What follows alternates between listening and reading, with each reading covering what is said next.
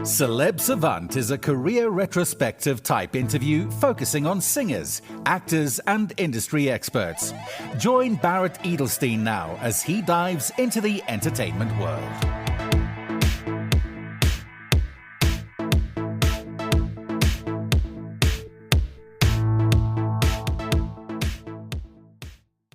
Bully Hay is an Australian singer and songwriter whose upbringing saw him utterly immersed in music, with his musical family helping to ignite his lifelong passion at an early age, ultimately sparking his desire to become a musician by his father, who introduced Bully to some chords on the guitar at the tender age of 14.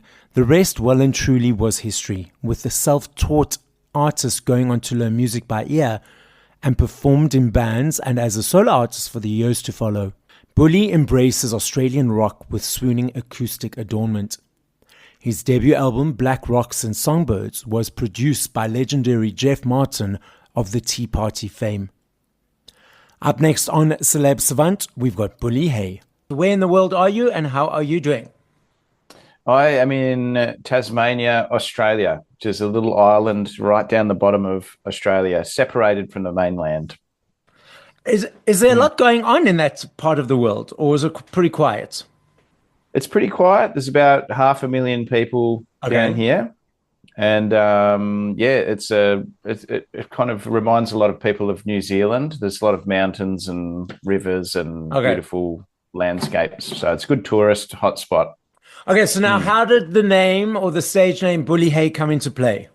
Well, Hay is the surname of my grandmother, her maiden name, and her brother, his nickname was Bully. He was one of the rats of Tobruk in World War II. My actual name, Jonathan Coleman, is, there was a famous radio star down here in Australia, and so I couldn't call myself that because everyone would think that I was him. So okay. I took up the name of my old uncle because he was kind of an adventurer, funny lad. So, and it just stuck, and here we are. At what age, whether it was a child or teenager, did you feel cool? I want to be creating music, creating, be in the entertainment world, creating in that space. And how did that journey progress to where we are today?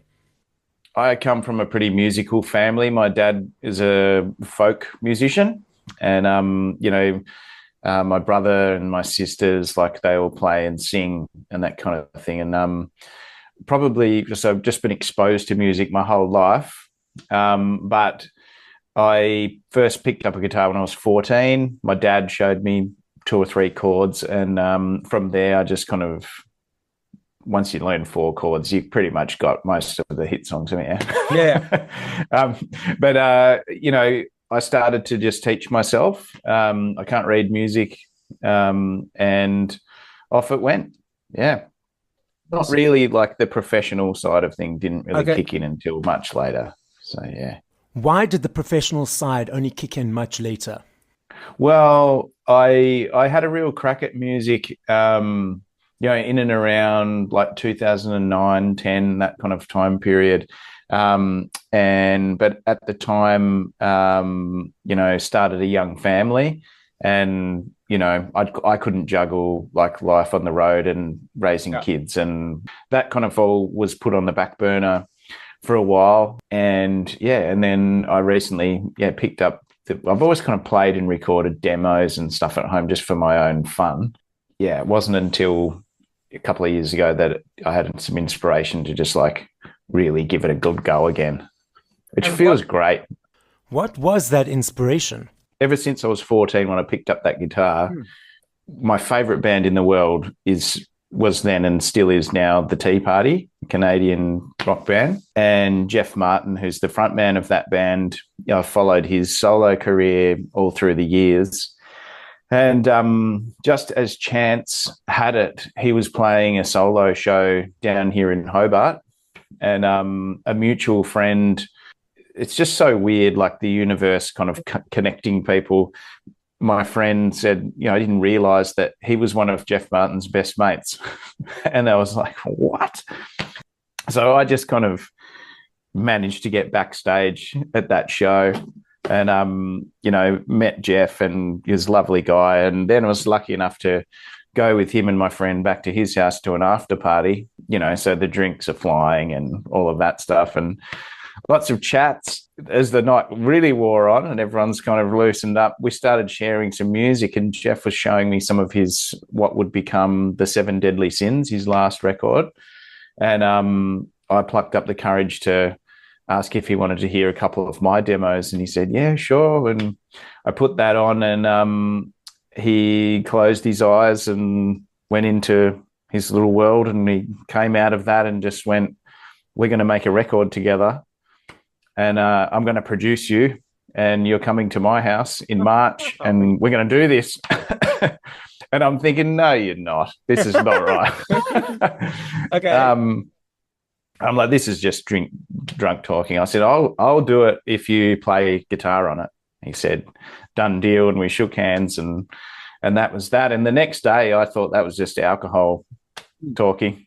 And no, his manager called me, and it was all on. And I had to block out the diary, and it happened. And so for the best part of 2023, we've been working on this record.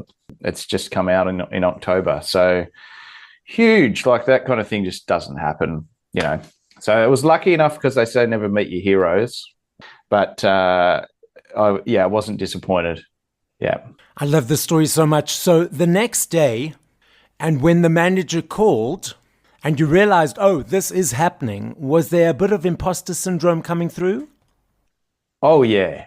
I'm like, I'm like, hang on, I've dived into the deep end here. And it was good. It was a very interesting chat. I was kind of quizzed a lot by Jeff's manager on, if you do this, are you going to just record this thing with Jeff and then park it on the shelf and say that was nice, I did that?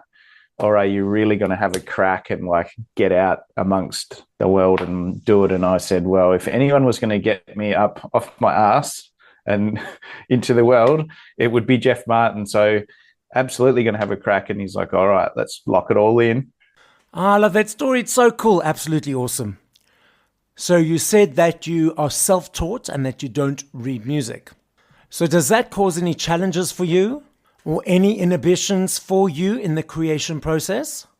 Or do you just go in your own brain route and create in the way in which you understand?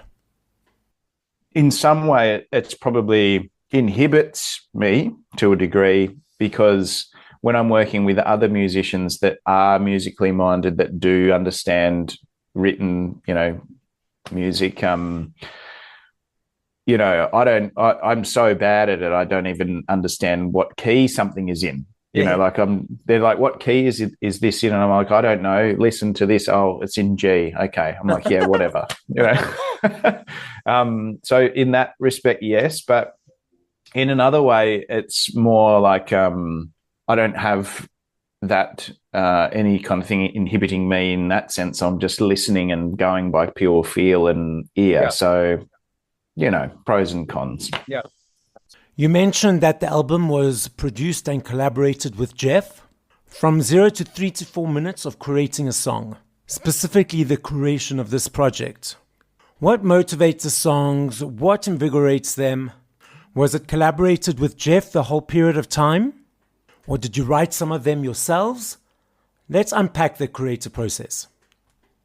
Sure. So I wrote all of the songs without Jeff. So, that they had already, probably a third of the album is full of songs that are maybe 10 or 12 years old. Like they've been around bouncing around in my brain for many years. And then the rest of the album I wrote in the lead up to knowing that I was going up there to record with Jeff. So many of those songs remained completely the same in structure. I might have changed a few lyrics around, but it was basically this. Yep, they were all written in that way. So Jeff was like, "Oh, this is great. We can just have fun now."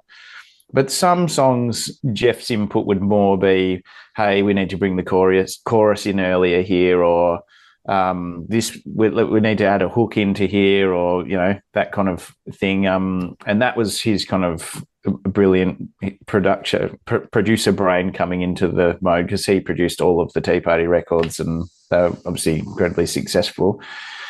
So yeah, it was great because he was like the guide. I had all the material, and he was just trying to make it the best that it could be. So you can hear his influence on the record because you hear the way he's layered the music. So there's the core of the songs is me and my guitar, and I play bass on a few songs and a couple of different instruments and that kind of thing, all the backing vocals. And then you may recognize a Jeff Martin solo or the keys in the background, like padding out and filling the gaps. Yeah. But to answer your question about the actual creation of the song, for me, I know a lot of songwriters will write down the words first. Yes. So they'll, map out a poem or something like that, and then they will add the music to it. I'm the opposite of that. So I'll make the music first, and I'll tend to have most of the song structure worked out, and I just hum a melody all the way through. And then, some words will stick, and then I build the song like a whirlpool around that core. And then often I don't know what I'm writing about until the song is finished. So it's like therapy just kind of coming out of my brain. So I kind of get to the end of the song and go, what am I talking about there? Oh, I've got terrible problems. All the artists that I've spoken to have said the same thing about writing music, that's what it is about. So I love me a CD. I still budget for my CDs every month. I love the aesthetic of holding something, the journey of the choice, the journey of the unpacking, the booklet, the listening from song 1 to 10 or 15. I'm not sure if you're aware that CDs, even cassettes and vinyls are making a massive comeback. Vinyls alone last year in the UK, 5.9 million copies sold, the biggest since 1990. And cassettes and CDs are also on an upward trajectory. But we've also got these streaming platforms whereby people consume music on. What is your observation and perception of the landscape at the moment? Well, I was surprised. It's music to my ears that you say that, because I'm of that generation where before streaming, you would go to the CD store and you would pick through all the CDs, and you'd pick something up you wouldn't heard of. You just like, that's a nice album cover or whatever, and go home and listen to it all. And vinyl as well. I love that. I think the streaming thing is just here to stay, and it's with us. And it is a great way to get your music out there. Obviously, makes almost no money for the actual creator, but it is like a great platform to be heard. But I'm finding just now the real fans that may find you on there are going and buying the CD because they want the tangible thing. So we did, a whole run of CDs and vinyl, and really I paid a lot of attention to getting the all a beautiful piece. I love it. I'm right back into it too. I sold my old CD collection once the advent of streaming came in, and I regretted it now after buying it all back now. And vinyl, but it's great that it's coming back, and I hope you're right. I hope that people get into that and really kind of start supporting the artist in that way. I'm not sure if you're aware of NLP, neuro-linguistic programming. So that's the way people receive and interpret information. There's a section around processing information, and people have a dominant one, a secondary, and a tertiary one. Now, dominance means that you'll be in it for most of the day, secondary for a little bit of the day, and tertiary maybe half an hour, if at all.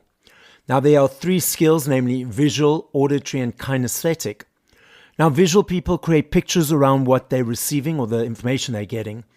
Auditory people, it's around the words and sentences, so they understand the word, they put it into a sentence, they understand the sentence, put it into a paragraph. Kinesthetic, again, that word kinesthetic, they interpret information through the body language, their energy, the tone of voice, all those sort of elements around the information. Now, focusing specifically on music, when you're listening to music of your own or by other artists, when you're listening to the song or songs, are you creating pictures when listening to them? Is it about hearing the words, or is it about the energy, feeling, and emotion that you're getting? Really good question. When I'm listening to the music, I'll try to explain. I feel like I see the music in 4 dimensions. So it's, like you've got, let's say, for example, the drums are back here and the bass is like here and the guitar's here and the vocals here. And like I can see the music, I suppose. So probably the visual, thing, but I can feel where it is in a room. And I listen for, especially the way that I listen to music and the way that we mixed, or the way that Jeff mixed this record, is I knew it wasn't done until the spaces were filled, like that I could see I could see gaps. So whereas my older stuff, it was just me doing a demo and I'm putting down a couple of guitar tracks down and some vocals and that kind of thing. And I listen back to it now, I'm like, you can hear that it's empty. Well, I see that it's empty. Okay. So it's like, feel that, like put a block in there, and hash that out. So I think that it's dominant visual, secondary kinesthetic, and tertiary auditory. Because you referenced earlier that the words normally come at the end and then you're like, oh, what am I singing about? It has to interest me. The music has to interest me first and foremost. I can't just plug away at a few chords and tell the story and that be enough. Sometimes it is, and that works brilliantly for some artists. For me, the music really has to envelop me first, and then the words and everything have to augment that around it. Yeah. Okay. That's my way, but yeah. What is next? What's happening short term and long term? Well, it's getting it on the road now. Yeah. So I've just come off the back of a tour with Jeff. I supported him at just around a few different spots in Australia. The album launch show, then I'll be looking to kind of extend that into the regional areas of Australia and start to plan some international shows as well. So going to New Zealand and maybe South Africa. Yes, I was waiting to hear that. So let's say when you come here to perform, I'll be cheering you on from the side of the stage, and then we can go for coffee afterwards or drinks. Excellent. I love this game. I know if I had to ask you this question in 2 minutes, 5 minutes, 8 years, I know your answer will be different every time because there are millions of them. I recognize that and I understand that. I'm not saying favorite, I'm saying top of mind. But if you had to push play to 5 songs by other artists once we finish this conversation, what would those 5 songs be and by whom? All right. Well, I'll give you just front of mind because I don't have favorites. But one is Liana Lahavas, who did a cover. This is probably pretty old now. She did a cover of Weird Fishes by Radiohead. It is an incredible recording. Like her voice just sends shivers all over me. It's incredible. That'd be one. There is Eddie Vedder. He's been releasing some solo stuff. This is a cover as well, Save It for Later. That's a great one. Nice, simple, beautiful thing. Into the War on Drugs. I'm not sure if they're big in South Africa. They've got a song, Lost in the Dream, which is incredible. That's 3, right? Yep. What else have we got? There's a heavier, rockier one by a band called Slow Mosa, called In My Mind's Desert. This is like a desert rock kind of thing.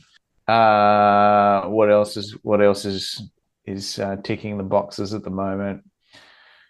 Going back into the 90s, Soundgarden, My Wave, just a killer song. And then 9 Inch Nails, Discipline, because the drum beat is like absolutely awesome. So you referenced that you're performing live to promote the new album. So naturally, this will be the first time you're doing these performances. So how is that for you? Are there any elements that you are surprised about that you didn't realize would be part of the process? Are you enjoying it? Tell us more. It's really, really difficult because the way that the music industry is now, and it probably comes back to that chat we were just having about streaming platforms and the way that the record labels are now, you're basically your own record label. You have to handle PR, create endless content every day, learn how to work video editing software. Yes. Oh my God, I hate that. Just filming yourself all the time, and then, you're planning tours and logistics and that kind of stuff, which normally in the old days, that was like the record label is throwing all that money at it. You've got to do it. You've got to find some money and do it smart and be pushing it out there. So that's incredibly, I didn't realize how incredibly involved that was. It's just, man, it's just crazy. But it just is the way of the world now. And you find that by the time you get to the point where your music is being listened to and you've got that following and that fan base, then the record labels will be interested in you, and then you don't need them. So it's kind of like, yes. You might, unless you want to go to this big next level, but not everybody wants to do that. We don't all want to be as big as, I don't know, Coldplay or something. Yeah. You want to be, have that integrity. Not that they don't, but you know what I mean. Everybody's different. So the podcast is listened to throughout the world. So as a final message, what would you like to say? Oh, look, I hope that that some of you, this inspires you to jump on and have a listen to these records. The record, I should say. We are doing CDs and vinyls that we're shipping worldwide, but I hope that people listen to this music, and if it resonates and connects with them, you'll find different meanings to all of these songs.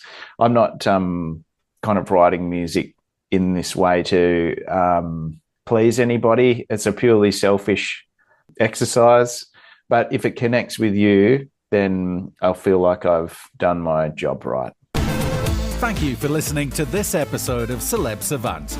Please follow Barrett on TikTok, Instagram, YouTube, and Facebook at Celeb Savant. That's CelebSavant.